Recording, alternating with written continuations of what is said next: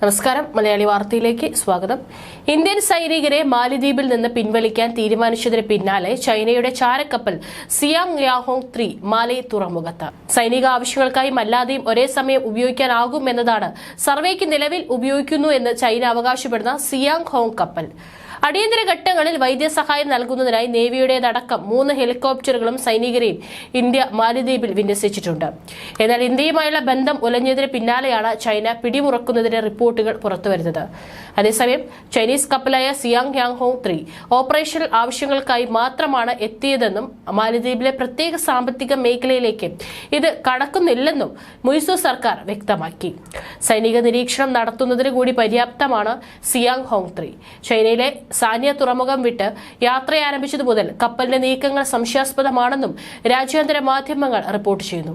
സുന്ദ കടലിടുക്ക് കടക്കുന്നതിനിടെ 3 തവണ കപ്പൽ ട്രാൻസ്പോണ്ടർ ഓഫ് ചെയ്തതായി ഇന്തോനേഷ്യൻ നേവി ആരോപിച്ചിരുന്നു. സാധാരണയായി ട്രാക്ക് ചെയ്യപ്പെടുന്നത് ഒഴിവാക്കണമെന്ന് ഉള്ളപ്പോഴാണ് കപ്പലുകൾ ട്രാൻസ്പോണ്ടർ ഓഫ് ചെയ്തത്. ഇന്ത്യൻ മഹാസമുദ്രത്തിന്റെ അതിർത്തിയിൽ പ്രവേശിച്ചതിന് പിന്നാലെ ഇന്ത്യൻ നേവിയുടെ മറീൻ ട്രാഫിക് വിഭാഗം കപ്പലിനെ കൃത്യമായി നിരീക്ഷിക്കുന്നുണ്ട്. ഈ നിരീക്ഷണത്തിലും കപ്പൽ ജാവ കടലിൽ വെച്ച് 2 ആഴ്ചയ്ക്ക് മുൻപ് ട്രാൻസ്പോണ്ടർ ഓഫ് ചെയ്തതായി കണ്ടെത്തിയിരുന്നു. ഇത്തരം ദുരൂഹമായ പ്രവർത്തികൾ കപ്പൽ അധികൃതരുടെ ഭാഗത്തു നിന്നുണ്ടായതോടെ മാലൈ തുറമുഖത്ത് കപ്പലെത്തിയത് നിസ്സാരമായി തള്ളാനാവില്ലെന്നും നിരീക്ഷകർ പറയുന്നു. ഫെബ്രുവരി 5-ന് കൊളംബോയിൽ കപ്പൽ എത്തുമെന്നായിരുന്നു നേരത്തെ കണക്കുകൂട്ടിയിരുന്നത്. എന്നാൽ ഇന്ത്യയുടെ നിർദ്ദേശത്തെ തുടർന്ന് തീരത്ത് കപ്പൽ അടുക്കുന്നത് ശ്രീലങ്ക വിലക്കി. 2022 മുതൽ തന്നെ കപ്പലിന്റെ സഞ്ചാരത്തിൽ ഇന്ത്യ ആശങ്കകൾ അറിയിച്ച് രംഗത്തെത്തിയിരുന്നു. 2023 മുതൽ ചൈനീസ് കപ്പൽ ഇന്ത്യൻ സമുദ്രത്തിലുണ്ട്. ഇതിനകം ചൈനയുടെ 11 നിരീക്ഷണ സർവേ കപ്പലുകളാണ് ഈ പ്രദേശത്ത് പലതവണയായി പ്രത്യക്ഷപ്പെട്ടത്.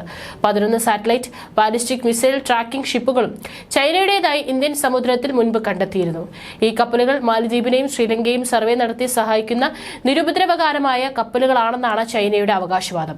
എന്നാൽ നിരന്തരം ചൈന പ്രദേശത്ത് സാന്നിധ്യം അറിയിക്കുന്നതിന് അതീവ ജാഗ്രതയോടെയാണ് ഇന്ത്യ കാണുന്നത്. അതേസമയം കൂടുതൽ ടൂറിസ്റ്റുകളെ ആകർഷിക്കുന്നതിനായി ചൈനയുമായി മാലിദ്വീപ് ധാരണയിലെത്തി. ദ്വീപ് പ്രസിഡന്റ് മുഹമ്മദ് മുയ്സൂർ ശ്രമങ്ങൾ നടത്തുന്നതിനിടെ മാലിദ്വീപ് ഉൾപ്പെടെ 23 രാജ്യങ്ങളുമായി സമഗ്ര പരസ്പര വിസ സഹകരണ കരാർ ഉണ്ടാക്കിയതായി ചൈന അറിയിച്ചു.